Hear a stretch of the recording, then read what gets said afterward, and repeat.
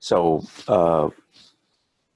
my name is Ed Fisher, and I'm a professor in public health and head of Peers for Progress.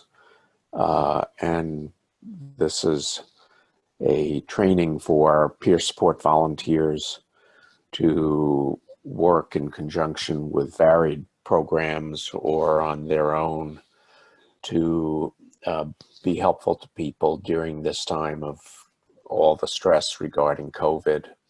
Um, a couple of key things just to start off with. One is there's always a lot of issue about, well, what exactly is a peer support volunteer? And I think especially for our purposes, it's important that we understand that what we're expecting of peer support volunteers is to be friends and colleagues who have some additional training and skills to be helpful to others. We're not expecting you by 1 o'clock this afternoon to become licensed professional counselors or psychotherapists or anything else. And the other important thing is that we're really seeing the need for social support on campus and among us all as ensuring that people have some place to turn when they, or if they need to get stuff off their chest or just to ventilate, or if they need resources or help during all the stressors that we're carrying with COVID. So we're not expecting people to talk to peer supporters for an hour a week, every week.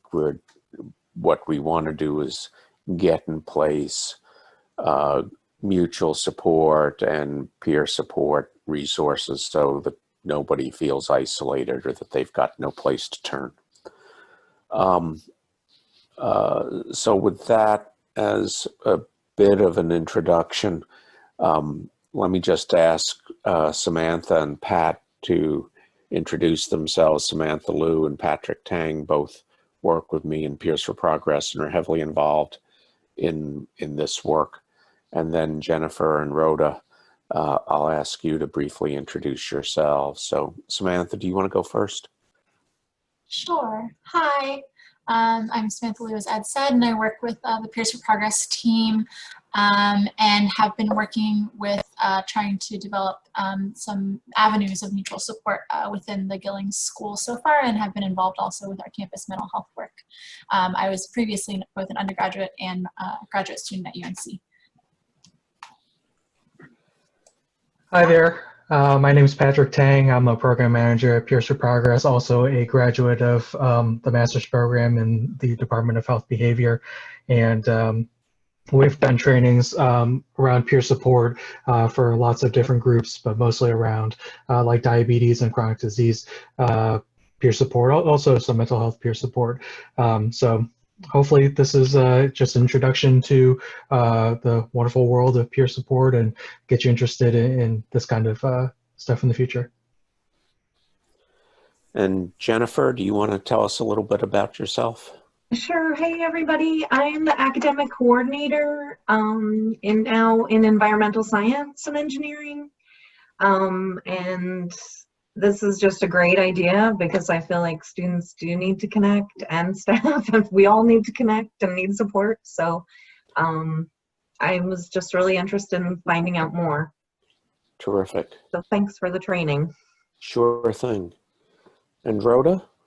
Yeah, hi, I'm Rhoda. I'm the executive assistant to the chair and also in environmental sciences and engineering.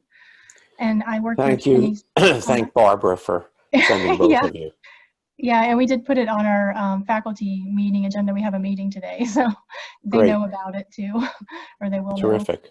know. But I also work with Penny in the culture of health, Penny Slade-Sawyer. I teach the yoga classes. And so we have a whole committee now. We have a wellness committee. So this is really interesting for our committee. So next time we have our meeting, we'll present what we learn here. And I work with Jessica in the total well-being over at OHR, and everybody. We all kind of coordinate things. So I think Great. this is really important for me to learn more about this. In my past, I've done a little bit of kind of grief support. I worked at a nonprofit that helped people deal with grief. So I have a little bit of experience in my distant past, but this is interesting to me. Well, that's God's work, and so I'm sure you have some good skills to bring to this. Please don't be bashful. And please do, we spent a lot of time yesterday talking about how we're reaching out to departments. So since you're both from ESE, please make clear to Barbara and your colleagues that we really should think about this as our wanting to be available to consult with you all regarding whatever kind of resources for mutual support you might develop.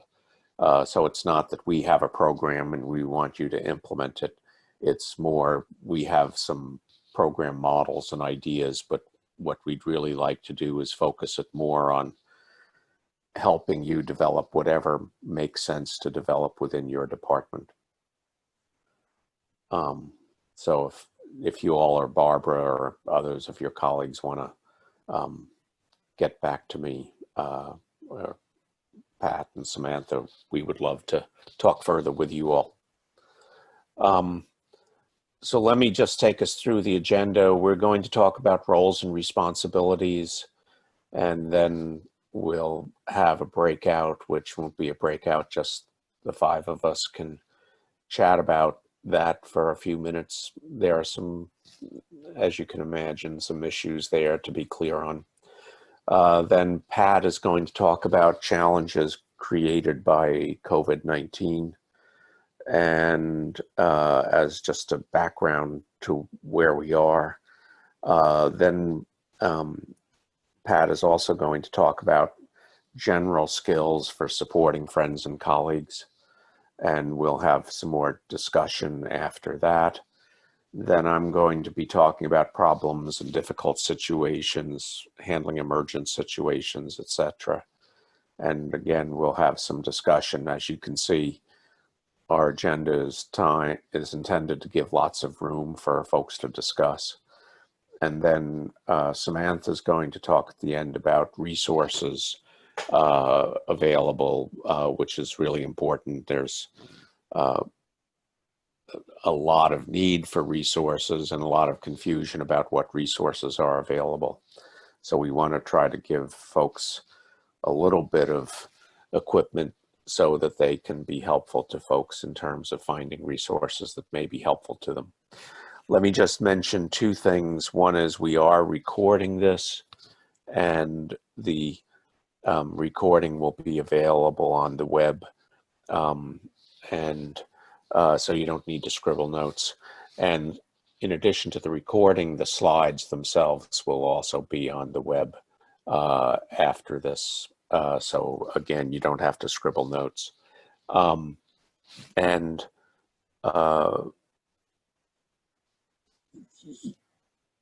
Yeah, and the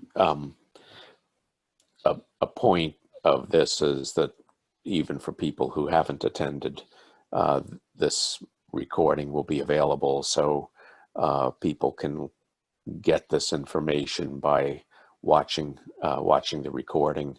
They don't have to just rely on being able to attend when we schedule these things. Any questions before we go forward? Okay, then let's go to the next slide, Pat. So just briefly, our aim is here to foster a culture of support that promotes mental health among students, faculty, and staff, and obviously, especially mental health within the context of COVID, but also obviously mental health concerns on campus did not just occur for the first time at March 1st. These are enduring things, and so we think that the resources and support groups and things that people develop now will hold them in good stead in the future, even after we trust the at least the acute phases of COVID are past. And the vision is really important. I think I mentioned that a couple of minutes ago, but the idea here is not that everybody becomes an avid attender of support groups, but the vision is that people have some place to turn, whether it's what we call a support pods of people that they're friendly with in their department, or whether it's through a peer supporter like yourself, or whether it's through just the Smith Lab. However it's organized, the objective is that nobody is without someone to whom they can turn if they get stressed out in these times. Next slide. We're sort of seeing this as a very general model with peer support volunteers, mutual support groups, support pods, as we're sometimes calling them. But what's really critical there is that if there are existing mutual support groups in the department, there's no need to reinvent the wheel. And then pod reps, what we're trying to do, and Samantha has been managing, is meetings of representatives from support pods or other mutual support groups so that they can exchange information and figure out how they can be more helpful to their members. So there's no single magic bullet here. It's really intended to be a very broad range of resources, again, to ensure that nobody's without someone to whom they can turn if they need to. Next. So I think I've already covered some of these key strategies. No reinvented wheels. The objective is to supplement and grow what departments and units and offices and labs are already doing, not to replace them. These things need to be tailored within administrative units. What works in ESE may not work in health behavior, may not work in nutrition, and surely probably will not work in the Department of English and Comparative Literature. Recognizing that these things will need to be tailored within different settings. And very important, the bottom one there, focus on stress and distress.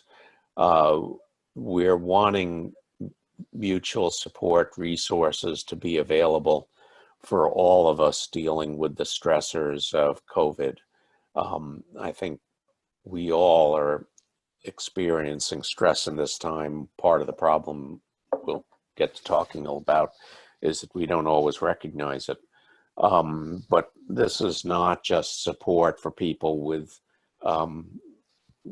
particular mental health diagnoses. It's intended to be for everybody, and recognizing that these kinds of stressors are pretty ubiquitous at this point. But the nice thing about that is by creating a broadly supportive environment, that's also good for the people who are dealing with more pronounced mental health problems in their lives. So this is not mental health care. It's not psychotherapy for the masses. It's support for all of us. Next, Pat. So the objectives of this training are to develop folks who can promote peer support within groups, support pods, or for individuals one-to-one, and that volunteers understand what their role entails and feel empowered to go forth and support their friends and colleagues as needs and opportunities arise. Next. So moving on to roles and responsibilities, what peer support volunteers do, first and foremost, is just to be available. and we're hoping that you all are able to find ways within your department to let others know that you're available if someone needs to talk, that you're happy to chat with them, sort of along the lines of people that have completed mental health first aid training or LGBTQ sensitivity training, safe zone training, and make themselves available that way. But also to reach out to those who may be isolated. If you hear through the grapevine that people were concerned that nobody's heard from Harold for a few days, maybe give Harold a call and just say, you know, I'm calling from the department. Folks were a little worried we hadn't seen you. Just want to make sure everything's okay. I think one of the things that's the case within this current environment is that people are more open to being sought out in that way. I think people in general realize we all need each other. Working with pod reps or others in your department to organize activities, etc. Helping individuals navigate available resources. I mentioned at the end, Samantha's going to provide some key resources that you'll probably want to keep on hand. Represent and advocate within your department or school for the needs of folks that you're in contact with. Sometimes refer individuals to resources, and anything else that you think of that may be useful or helpful. So Pat, next. So again, what's expected, be available, be respectful of privacy. We're not thinking of this within all the details of HIPAA and patient confidentiality, but just as in any relationship with a colleague or friend, respectful and use good judgment about confidential information, privacy, etc. Respect individual differences. Not everybody wants to sit around in a circle and talk about their feelings. That's fine. Be available as reasonable for those who are needing more help, but this is not more than might be expected of a friend. Recognize when issues are outside of your comfort zone and get help. Turn to others as necessary in your department, student services, other resources. Collaborate through periodic meetings of peer support volunteers. We're going, as we accumulate a critical mass of folks who've completed the initial training, we'll create some opportunities for people to come together and compare notes. And as I mentioned at the outset, that peer support volunteers are friends with additional training, not mental health professionals or counselors. So Pat, next. So general strategies for peer support volunteers are to seek out and talk with people, problem solving, and Pat's going to go into more detail about problem solving a little later. Discuss, follow up, and further contact with folks. If somebody's concerned about something, it's good to follow up and ask them how that worked out. Rally support in the department or the unit or the group, and advise folks about available resources. Next. And then the key resources here, these will be repeated again. And as I said, this will all be available to you, so no need to scribble. But if there's imminent threat or harm, call 911, then the National Suicide Prevention Hotline, Campus Health, and CAPS. There are numbers there, academic coordinators. For employees, there are faculty and staff, EAP services. And if you're unsure of how to handle a situation, I'm happy to be contacted and can try to help figure out where to go. Next. So at this point, I think we want to just have a little general discussion of what aspects of all of that may be unclear. Are any parts a concern to you? And how might you suggest changing any of this? And Pat, let's bring down the slides and open the gallery view for a few minutes for our discussion. So, Rhoda, Jennifer, don't mean to put you on the spot, but you are. You've obviously both thought about these things before. What are your thoughts?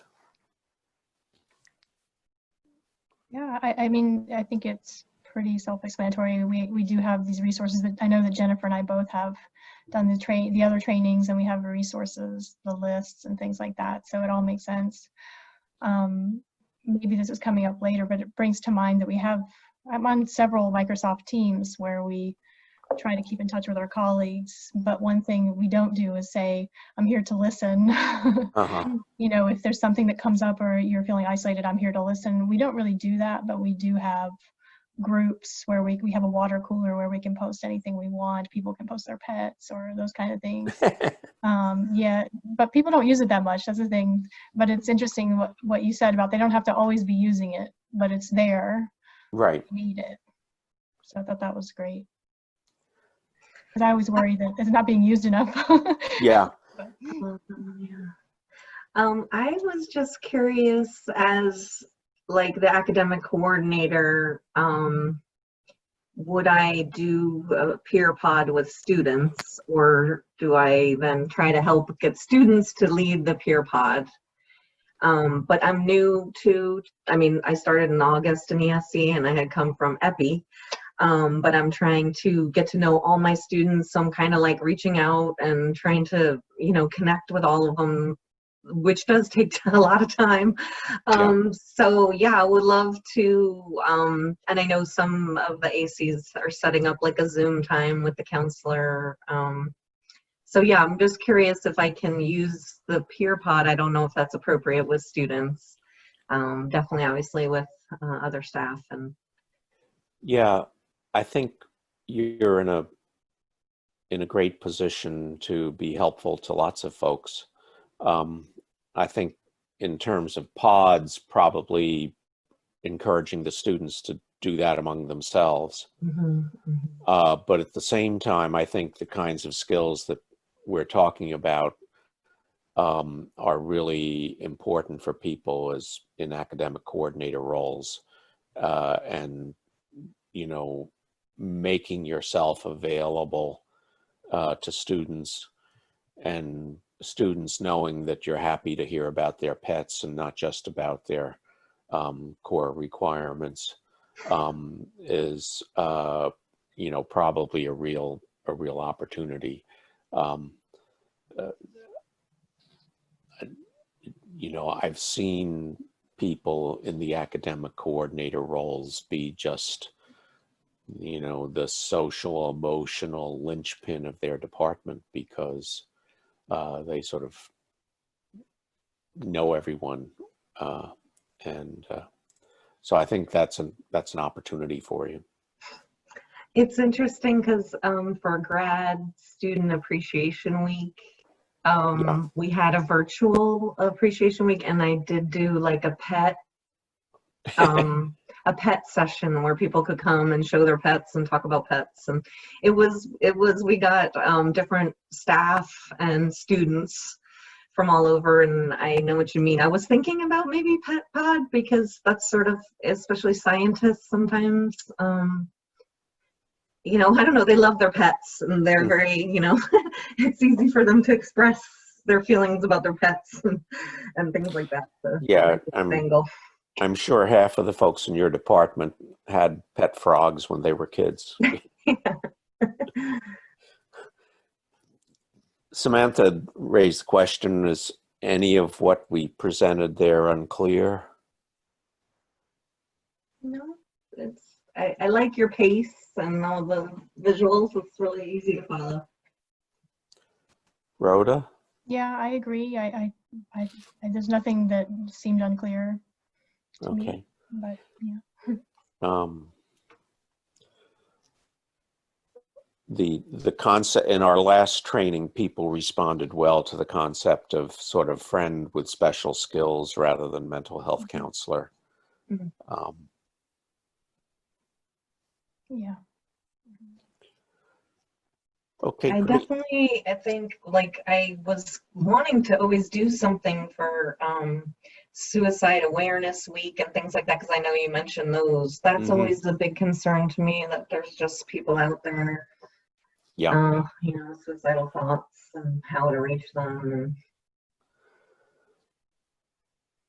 yeah. I think we'll probably need to do some special work on that going forward. I think one, like I kind of mentioned, one thing that I find I'm a little unsure about is just how I would, if we have a team of staff already communicating through a team, how do we make people feel like they can be comfortable contacting us about something that may not be, maybe they don't want to share with the whole team, or that kind of thing. I'm not sure how to like really bring that up, or just maybe just through saying we did this training, Yeah, you know. yeah. I think by sort of just not making a big dramatic deal of it, but letting Mhm. people know that you're there. And Mhm. I think one of the utilities of this going forward is going to be if some folks in the team are concerned that, somebody seems not themselves, and they've been under a lot of pressure, uh, that they could contact you and say, would you give Harry a call and just ask him if everything's okay? Mhm. And you're then in a position to say, a couple of your friends just were concerned about you and I'm calling. And I think doing that in a soft, easy way is in most cases not going to offend Harry. Mhm. Harry Right. may say, well, I'm fine. It's nice of you, but it's really not necessary, and sort of blow it off. Mhm. But a lot of our experience tells us that nevertheless, Harry has noticed Mhm. that some friends thought enough about him to ask you, and that you thought enough about him to call. And that probably registered with him in a good way. Mhm. So I think that's the advantage of your being part of the department that somebody in CAPS is not, Mhm. and that you have the ability to sort of work the naturally occurring networks. Who's friendly with whom. Mhm. If Harry's best friend is Mary, you can talk to Mary first and say, what do you think? And so all of that kind of stuff is what we're hoping you all are able to do or be available for. Right. Thank yeah, you. and I know we're just starting the training, so this may come up, but I guess the pod idea to me seemed like a small group type of setting. Right. And our focus today is really on the peer support Okay. as a complement to the pods. Okay. But the key thing with the pods is just a way, if you don't already have groups in which people are sort of sorted out, you might want to start some pods to create that. Okay. Or if, maybe the students are all sort of clustered and maybe the staff are clustered, but the faculty are sort of all on their own. So maybe, I know in our department, we have a early career pod and a global health faculty pod.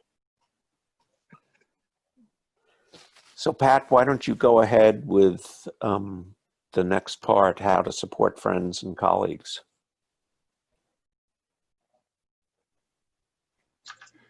Sure. Can you all see the slides here? Not yet. Not yet. Oh, sorry. 1 second.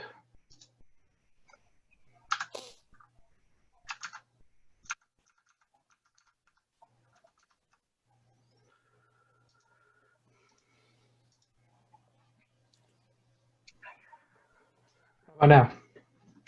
Yep. Okay, so yeah, first let's maybe just review some of the new challenges that have been created by the coronavirus crisis, and things, new stressors that people are facing across different segments of the campus community.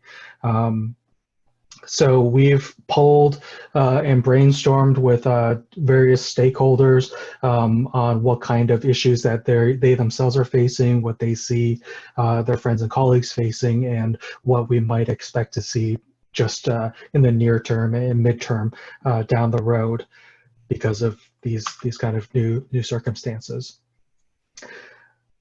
I think one thing that we want you to keep in mind is that we often underestimate all the small stressors that build up over time that we're all experiencing, and then we eventually kind of turn that into blaming ourselves for not dealing with it or not being able to express those things, but to cut ourselves a little bit of slack in recognizing the amount of stress that we're all experiencing. And I think for all of us, there's a lot of uncertainties, there's a lot of anxieties. For folks that are maybe living alone, some older adults, there's often very serious feelings of loneliness and isolation, and people that are working from home are definitely going to experience that. Also, various types of stressors related to families being stuck and cooped up all together, maybe small children running around the house, maybe multiple adults trying to work from home, and that kind of environment can be very stressful. I think, yeah, moving that down the line here, we're going to see, COVID really bringing out and exacerbating, existing kind of stresses on people's lives, existing financial stresses, existing health stressors, because a lot of interruptions with seeking medical care as usual, and having to go completely online to get a lot of routine services, things like that. And lastly, just folks that have experienced loss during the crisis, not just folks that have lost friends and family members to COVID-19, but we've heard so many stories of people that have lost friends and family members, but they were unable to have appropriate services and be able to grieve in a normal way because of restrictions on congregating and things like that. So people are definitely going to have been adapting to these, dealing with their feelings in different ways. So what are some of the examples, specific to our UNC campus community? These are a lot of the things on this list are actually, as I was reviewing it this morning, pertain to our student body. Some of them are more generalizable. So for example, just pointing out some of the things that maybe aren't as common sense, but a lot of people are worried about their resume and what this is what kind of impact this is gonna have on their future career and professional development. One thing that we don't often think about is how much information overload and how many channels of information are coming in at us all the time. And I think the way that a lot of us have coped with that is that we just stop following the news, like especially for those of us in public health, maybe we get enough information about coronavirus in our day-to-day, and so we don't really go out and seek out, lots of other information about it, because we're just bombarded with all this often upsetting information. And maybe we only go to, a few familiar sources, but, if you see like a resource list, you might have like 20, 30 resources on there, and it's really hard to know how to navigate through those. One thing that a lot of people mentioned was they were starting to run out of events and things to look forward to in the time of social physical distancing. And I think, one of the things we've been trying to do with pods is to help the groups kind of develop activities and think of things that they can do together, so they have social activities and things that they can plan for and look ahead to. Like we were seeing even in the mainstream media, people saying that really in the time of COVID, we're just living more in the present. We're kind of just living day to day, and kind of every day seems to blend into the next without a lot of special events, breaking things up. But in addition to those, I just wanted to bring up maybe some examples of challenges that might be faced by the staff and faculty, since we knew that for today's training, it would be a lot of staff here. Some things that have been mentioned in previous meetings of ours is that there's a lot of concerns about job stability, and so in the face of that, a lot of staff are feeling like they have to put on or maintain a public face and not show any signs of weakness, showing that they can keep up with all the workload and adapting to new technologies and Zoom and things like that. And that kind of fits in with the overall UNC culture of never never let them see you sweat, and that's something that I think is present among the student body, and I think also we see that in some of our schools, professional schools, as well. We saw heard folks mentioning that, without people working in the same space, there's a lot fewer opportunities to just casually socialize and vent with colleagues. And Rhoda, I think it was you that mentioned that there's like a water cooler chat or something like that. So yeah, those opportunities to just let off steam, I think are really important.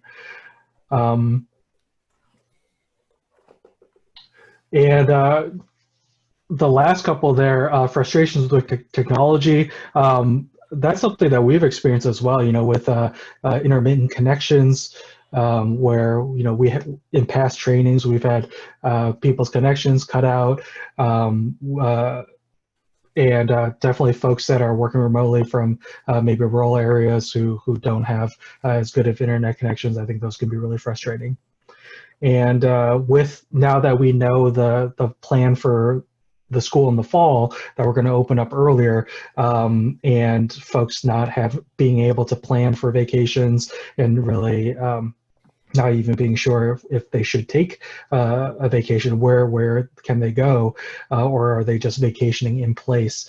But we heard folks earlier this week just saying that now that we know when school is going to start up again, it's really important for supervisors to encourage their staff members to take advantage of their vacation time and make sure that they get some rest before the fall semester begins.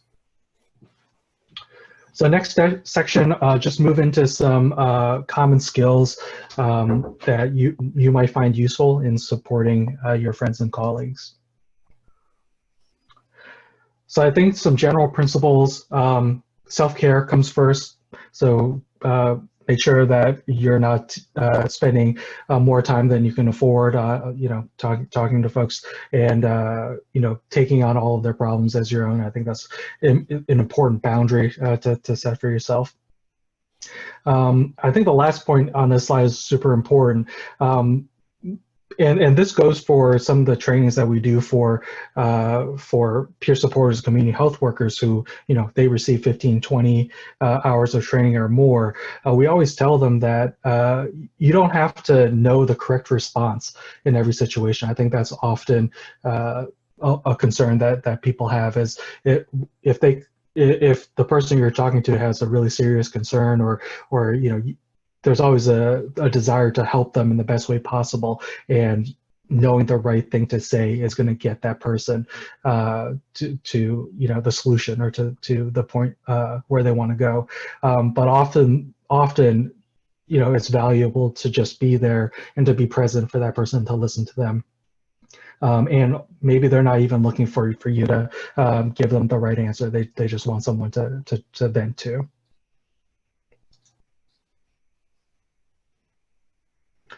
Some obvious things that we don't want to forget. It's not just asking about how that person's doing, but ask about how their family and their loved ones are doing. Are things okay in their household? And definitely check in with folks that are sick and make sure that they're getting the rest and the care that they need.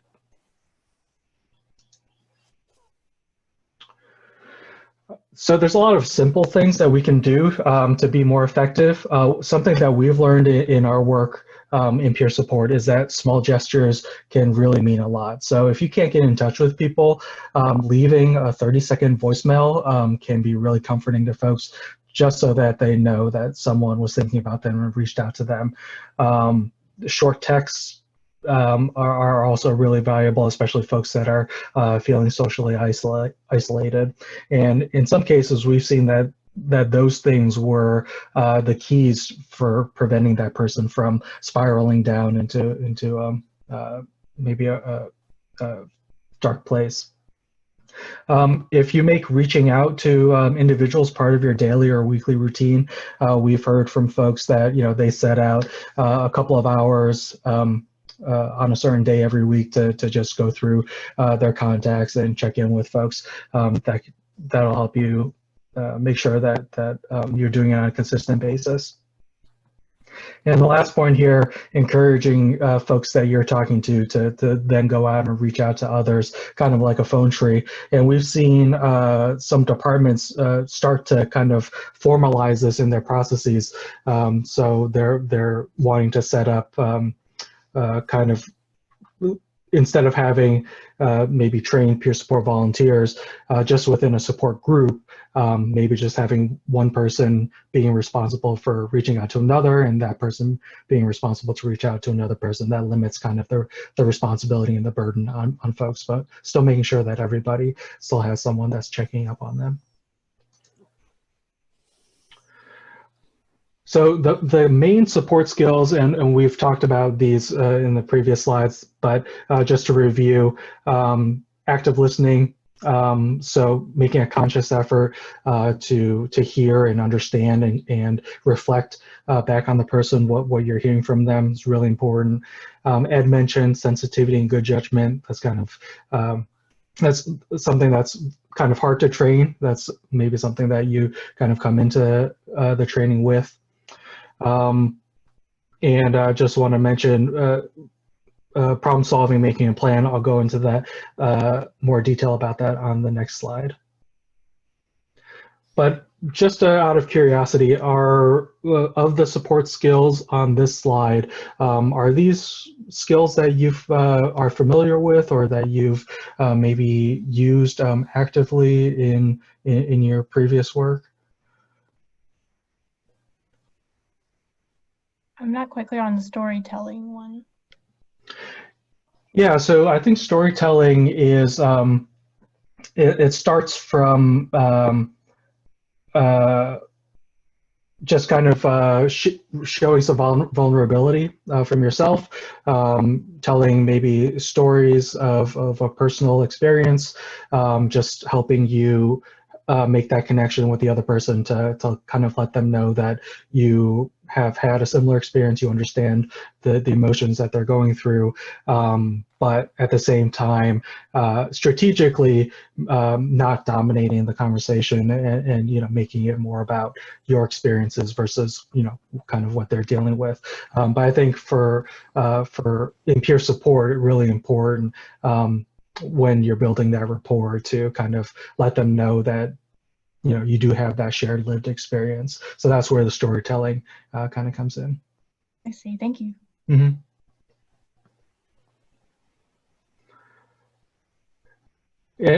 That's interesting.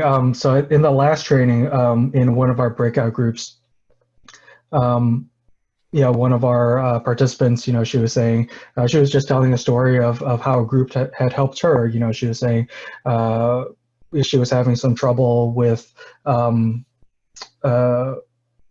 think some parenting issues, and she was able to go to her naturally existing group, and they were able to help her kind of figure out some resources for tutoring and parenting at home, and that just sparked this great discussion amongst the group, and we felt that because she was willing to share that story with us, other people were more willing to share open up as well. So sometimes it just takes a person to kind of step forward and to share something personal, and then everyone else kind of the floodgates open and they're willing to speak out as well. Yeah, makes sense. Thank you.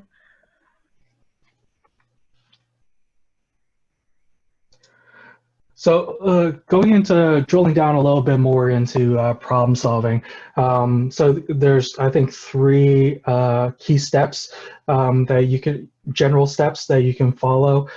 First of all, going back to the previous slide, validating and endorsing the person's feelings. So letting them know that, this issue is, you understand why it can be upsetting, but you're here to help them work through it.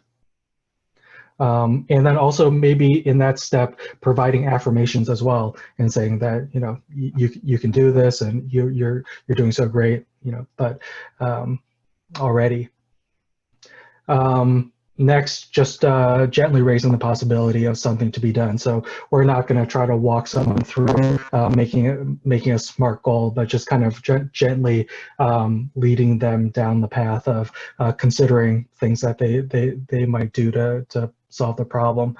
So for example, maybe it's too soon to worry about fixing it, but maybe have you thought about, how have you thought about dealing with it? How have you dealt with things like this before? Just open-ended questions that you can ask to help stimulate their thinking. And then really as they progress and they say they want to work on a specific problem, that's where you can really help it step in and help them brainstorm it and make a definitive plan to do that. And the steps to do that, you can ask questions like, what are some ways that you might want to handle it? What are the things that you require? Pros and cons of various approaches, if they have 2 alternatives that they're thinking about. Where can you get help from? And what kind of things do you need to watch out for? Ed, anything you want to add to general problem solving skills? No, I think you summarized it very well. And as you mentioned in your referral to SMART goals and things, this is a set of procedures that you can make really complicated if you want. But I really like this model because it's just sort of simple and natural.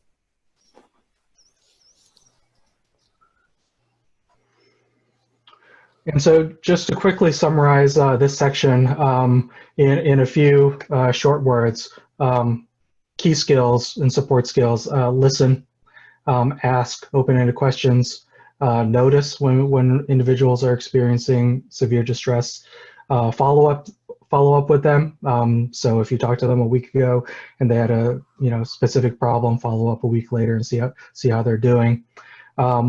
Know where to turn to for backup. We're here for you if you have questions. And just remember that it's not always about knowing the right answers, but mostly just about being there is one of the most powerful things. So yeah, we'll take a few minutes for discussion on support skills, tips for helping each other. These are just some questions to throw out there to get you thinking, but you can definitely ask questions related to anything that we've presented so far.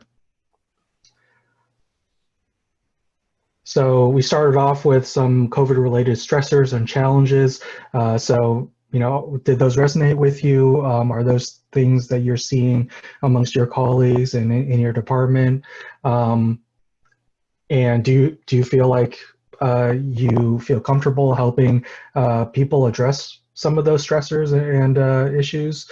And do you think you can maybe use active listening or problem solving strategies to help others? Or is that something that you would like maybe additional training and specific training on in the future?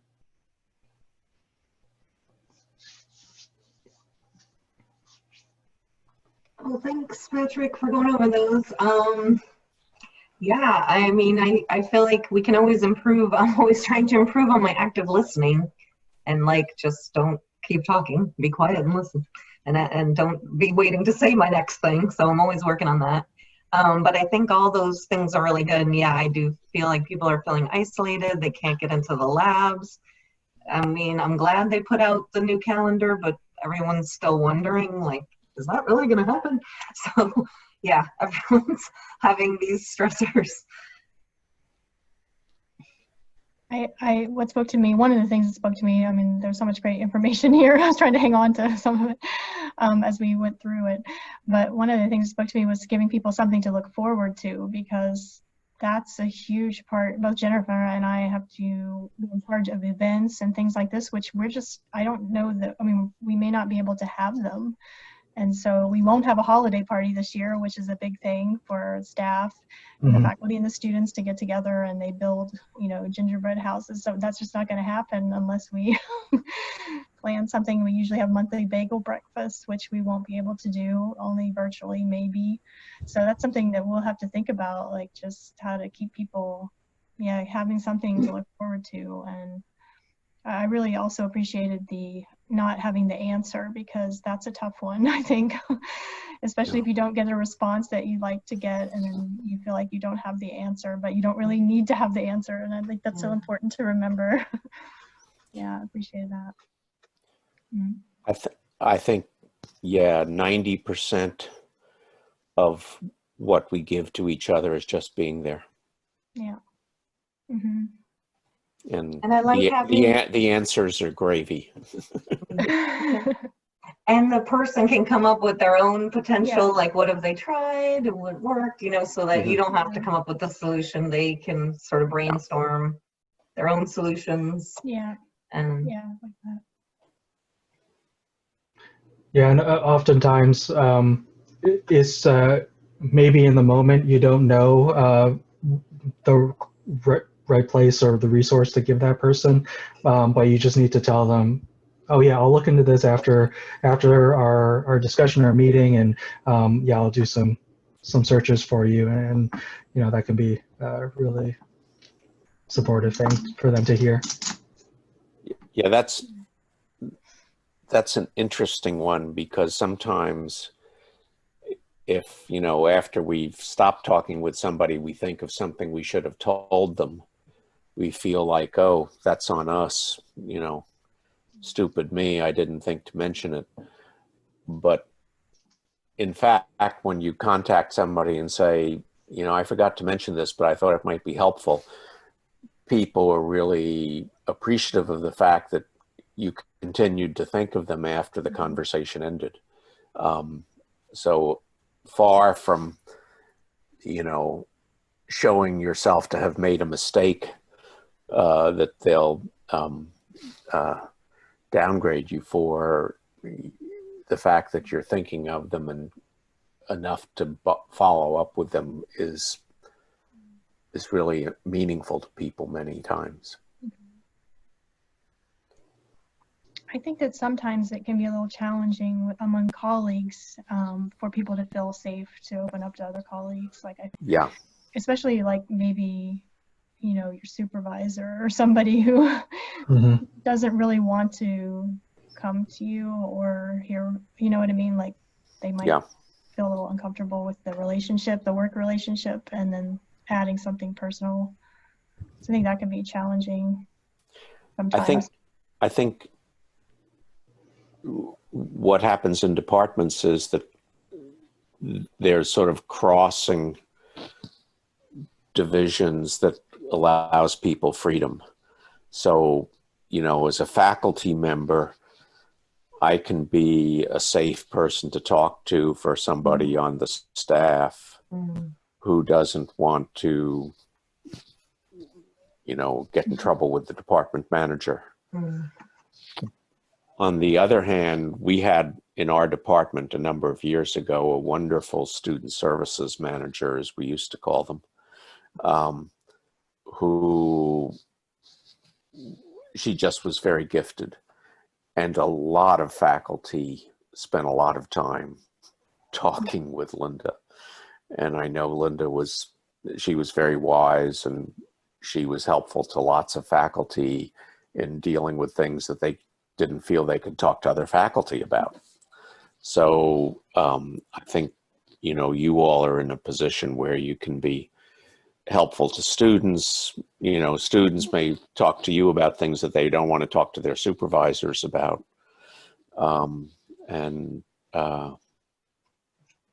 Yeah. Yeah.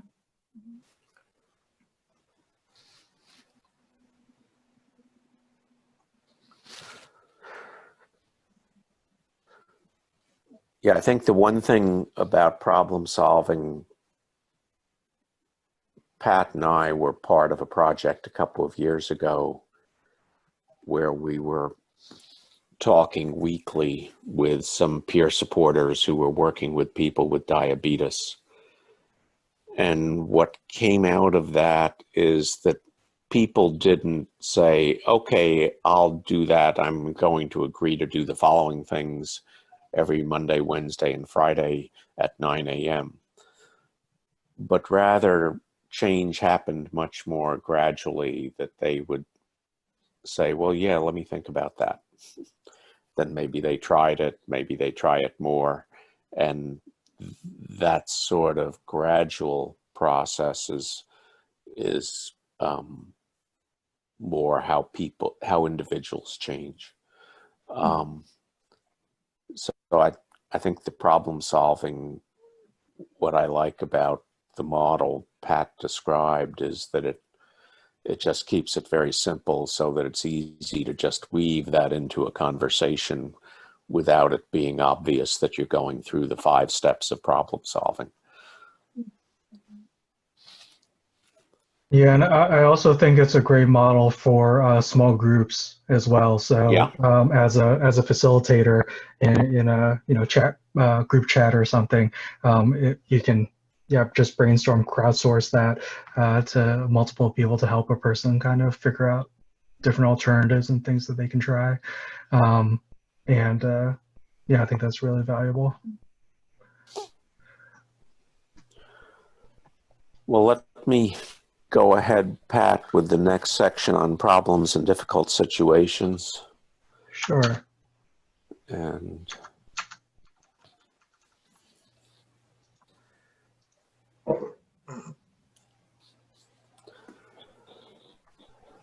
so,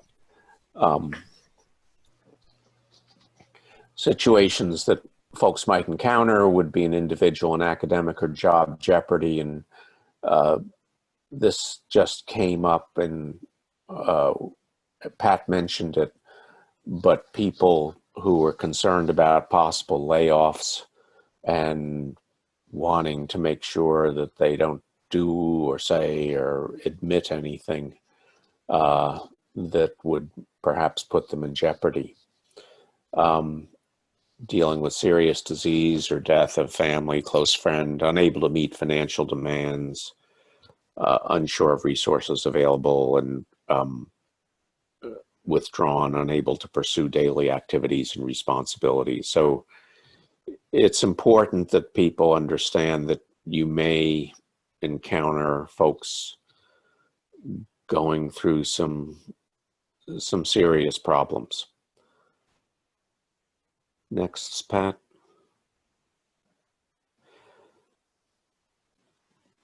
Oh. So if there's a substantial concern, if somebody's seriously, persistently, or acutely distressed, hopeless, unable to complete tasks, really seems at loose ends, you can refer to them to CAPS if they're students, to EAP, to hotlines, etc. And we'll give those again at the end. And importantly, if possible, follow up to see that if they were able to take that referral and to facilitate or encourage them if need be. If people are imminently a threat to themselves or others, call 911. I heard a story a day or two ago that there's a move to have a national suicide number. I think they're hoping to have it 988, but at the moment it's 911. If appropriate, and this is where you have to use your own judgment, you might contact program or departmental leadership or student services. So if you think that somebody is really having severe problems, you might want to talk to the department chair or the departmental business manager about that and see what maybe some things have already been done. You may not be the first to have noticed it. And again, use judgment in contacting others. You may want not to disclose their identity, but get back to the individual that you're concerned about with suggestions or information that you've learned. But if you're judging a situation really to require action, you know, if a student is in danger of getting kicked out of school, or if somebody's in danger of getting fired, or if you think somebody's in danger of really hurting themselves, you may want to, if you judge the others that you contact to be able to deal with things discreetly and thoughtfully, you may want to disclose the individual whom you're concerned about so that others can act with dispatch. And I think it's important here to note this is simply how we would deal with any colleague or friend. You know, if Pat and Samantha were concerned about me and really thought that there was something wrong, they might talk to our department chair and ask them, you know, if there's something that they've heard or whatever. You know, and it's not a matter of legal rights and responsibilities and rights to privacy. It's just a matter of being a good colleague, being a good friend. And again, if you're unsure of how to handle a situation, I'd be happy to consult with folks. Obviously, I don't have any kind of a role in your department, but if there's a matter of judgment like that, I'm happy to chat about how to handle it.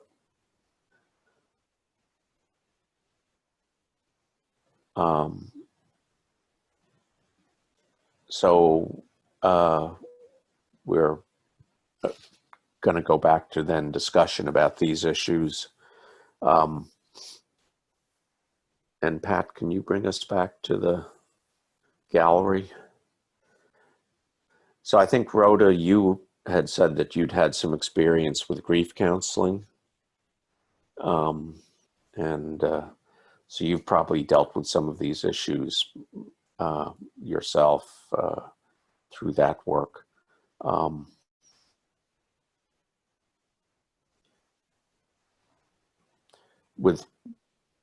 Especially with the students that we have provided this training for, these kinds of issues are really of pretty strong concern to them. What is their role? What is their limit? What is their responsibility if they all of a sudden are confronted with somebody who's in real problems? Jennifer, I imagine from your previous work as in student administration, you've dealt with students who are really upset or, you know, haven't attended classes for a month, and what are we going to do about it, etc. So I'm just wondering your thoughts about these guidelines and the way we've presented this. Yeah, I like it. I think I mean everything makes sense. Yeah, I definitely do try to do solutions. I know that I don't know the answer so many times, so I'm used to that. And now that we're Zooming, I have to follow up all the time because I can't type and do the Zoom at the same time on my laptop. I feel like, I know I've always been really focused on students. And just as we're talking about to colleagues, some colleague had come to my mind. And this is like a different role too, because with students, I feel more, that's my role. I have to be active, Right. reach out, check in with them. But Yeah. with colleagues, it's different. And, you know, those matters, some of them are kind of personal. And this is hard. I think this is really isolating for people. And there are people I'm concerned about. ESE is such a nice department, I have to say. And like even just having that water cooler team and having the ESE breakfast, they have a good, it's a really supportive department, I feel, for faculty, staff, and students. So that is nice. I think we have a good basis to add any of these great programs to. Yeah. I feel like a lot of this is also similar to what I learned when I was doing the grief work, just for listening and not trying to have an answer or saying that you know, we learned a lot of things not to say. And one of my favorite things was to say, I don't know what to say. Like, just to be honest, that was one of the main things, just to be honest, like, you know, and to ask questions, like the open-ended questions, and just really to listen. Because sometimes people start talking about something just out of the blue, and then they're apologizing, and it's so important to be like, it's okay, like you can tell me that if you know, it's all right. It's not a burden to me or anything. Like, Right. I think that's so important, just to really just to be there and listen. It makes a huge difference. Yeah. To be heard, for them to be heard.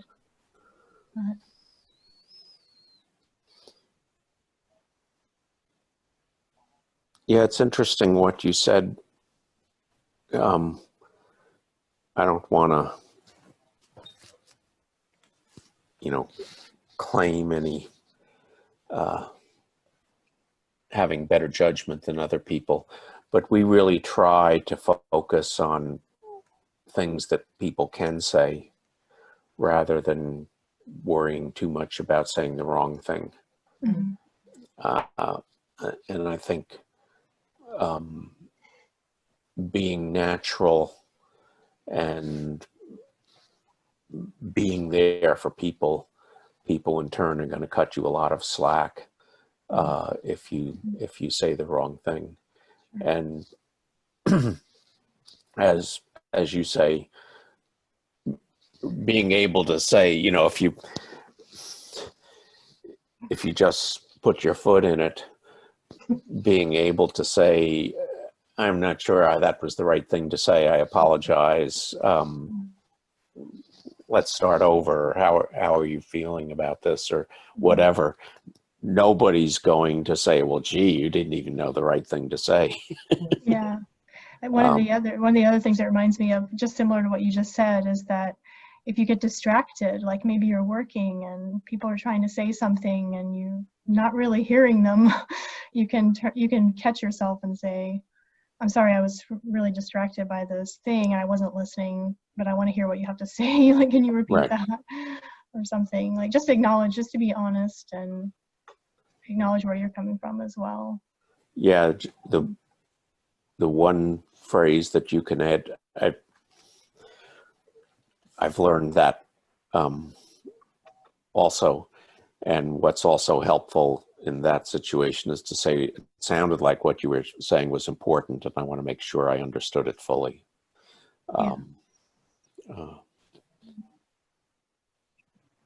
It's good. I appreciate all the practice, even though I've been doing things just to remember open-ended questions and just, you know, just to practice these skills and just to read over, even like having students come up with their own solutions. And Right. it's just good. You have to constantly keep working on yourself to be better. Yeah. Support to others. I'll tell you, it's been 50 years since I was first taught to ask open-ended questions. And two observations. One is I still frequently forget to do it. And two is that I never go to a presentation on interview skills or counseling skills or active listening skills where I don't learn something. Yeah. It's really very interesting that when you listen to somebody who's good at it, it seems as simple as making cornflakes. But I always find that there's something more I can learn about it. There's another layer of the onion to take off. So I appreciate what you're saying, Jennifer.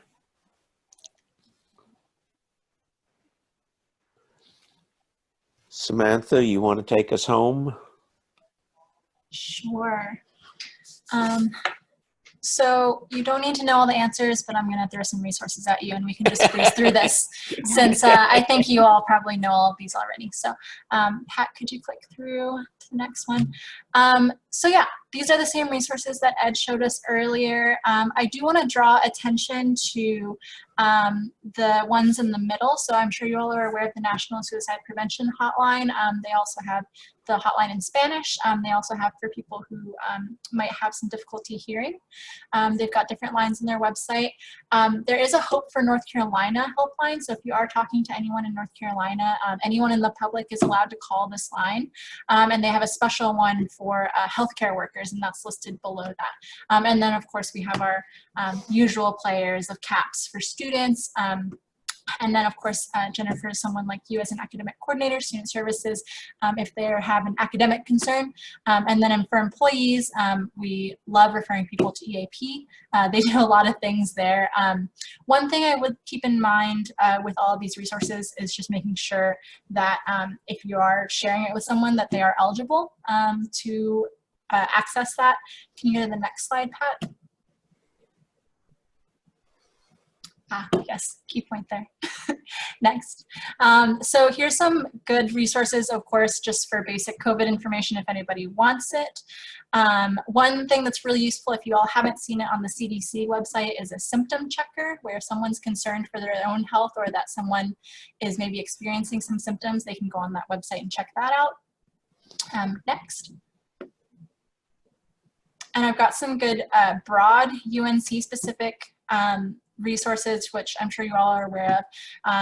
And then next slide. There's some tangible assistance. This is, again, one of those ones that's really important to make sure that someone's eligible for. I have specifically in mind like international students or students who might be undocumented, may or may not have access to the same resources as other students. And I've got a note on the bottom there for mutual aid groups. That's something that you might want to look into and kind of walk with someone to look up.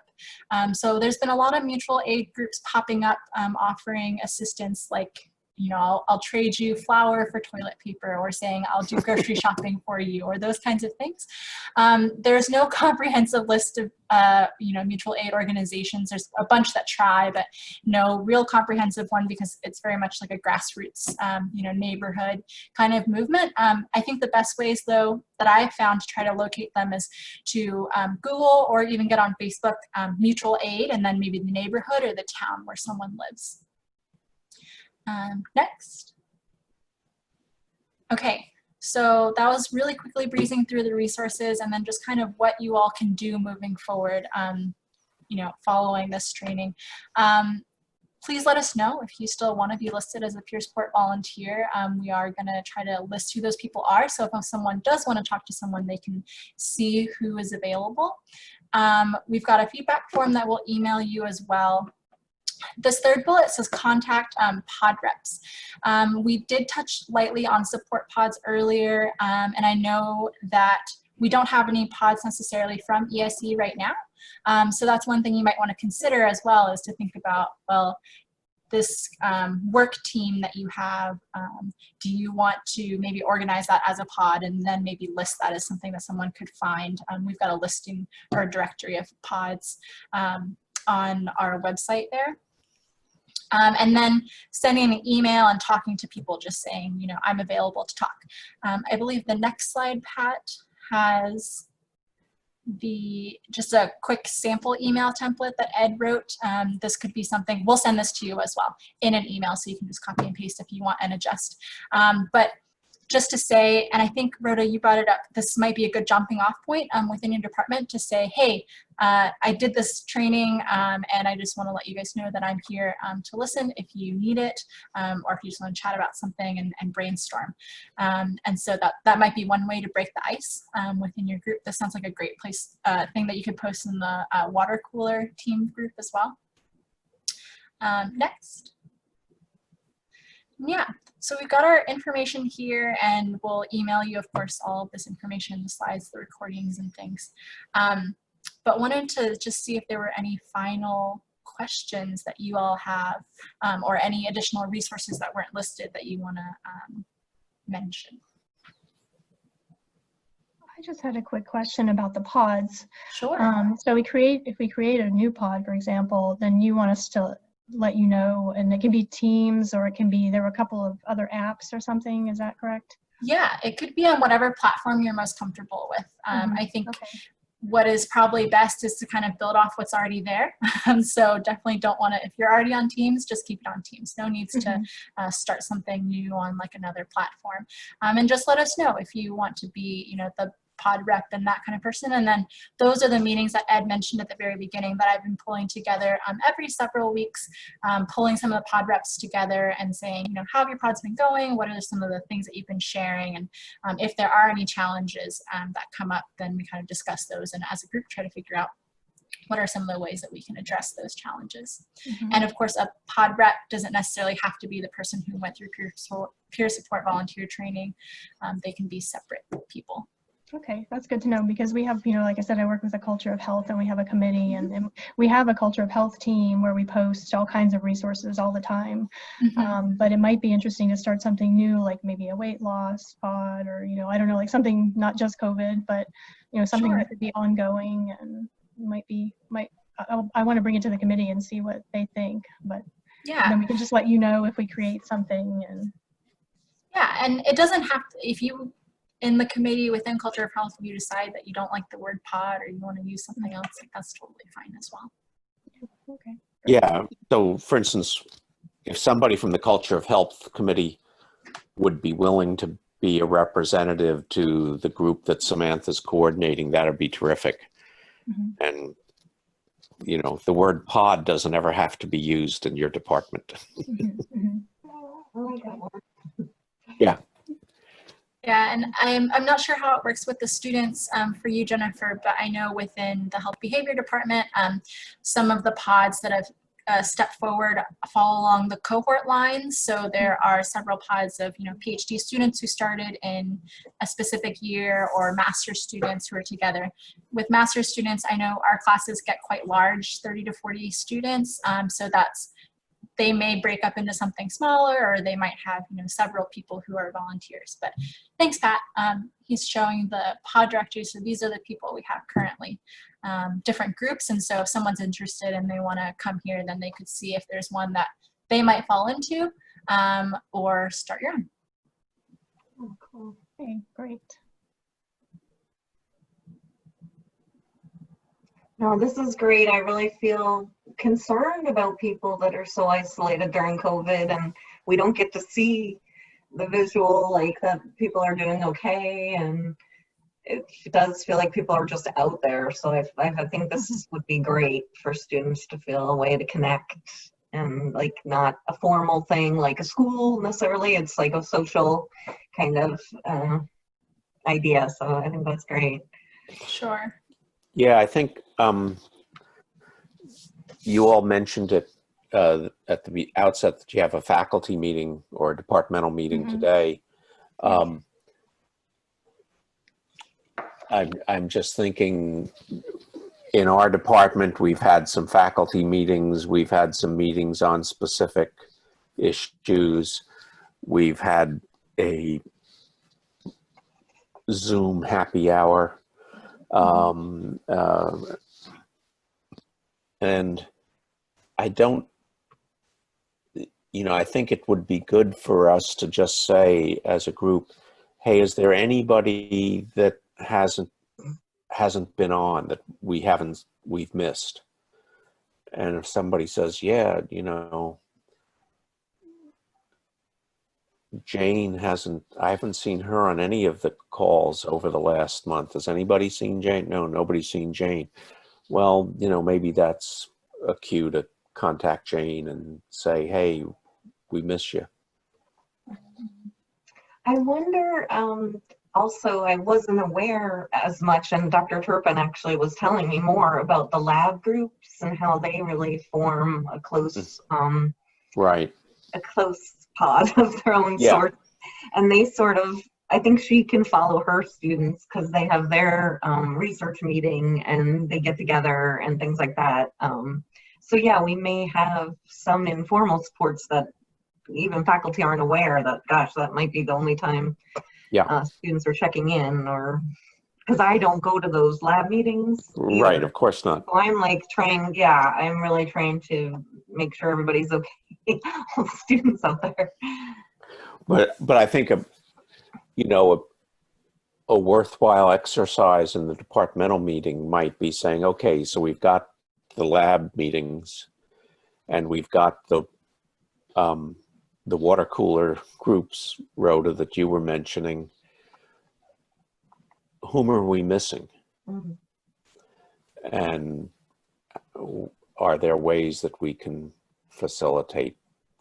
Again, going back, the overall objective here is that nobody feel they have no one to whom they can turn. I think it's really important in discussing this with your faculty that they not feel that that a bunch of psychologists are trying to get everybody into groups. Right. Do you think it makes sense to nobody feel that they have no one to whom they can turn? Do you think it makes sense to suggest to them that one of them might create a pod of some sort like that, like a team that's just not there yet?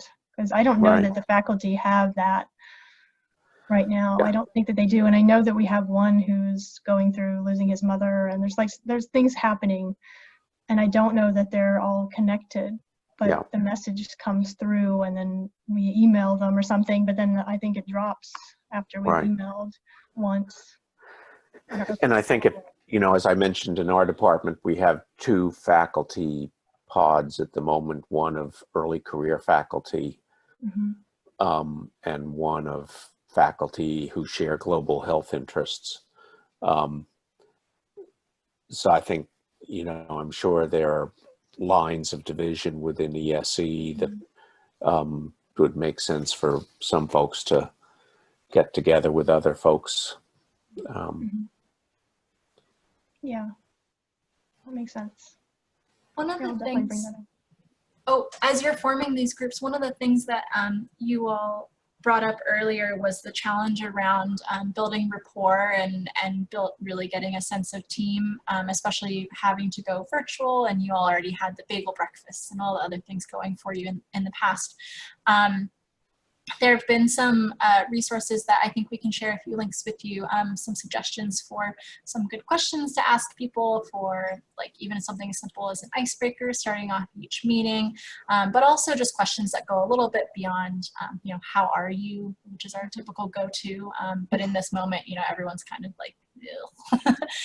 So those some good resources for that, and I think we can share those with you, and sometimes they can be helpful for getting a meeting going.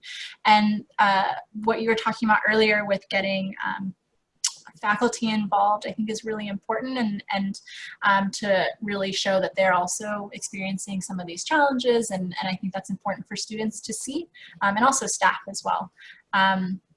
And to get some of your student leaders involved, I think is really important. That's how we got a lot of our PhD student pods on board, is because the doctoral student group leader said, hey, cohort representatives, please do this thing.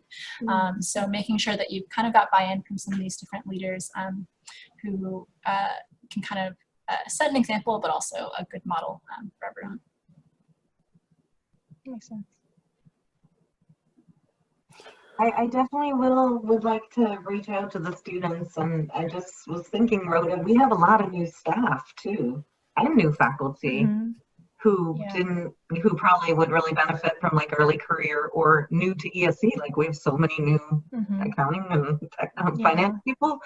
I think Inverso, of course, would probably like to. I don't. They already kind of have, I guess, the listserv, but they might like to get involved. That's true. Our Inverso is really strong, and they do like a lot of social activities like game nights and just all different. They are always trying different things, but they probably are a little sidelined with COVID. And I guess they had to pick new leaders, so I don't know who the new leaders are yet. I haven't gotten an email about that. No. So maybe that's something to bring up with the new people. Yeah. Well, terrific. Yeah. Thank you so much. We've learned a lot from you.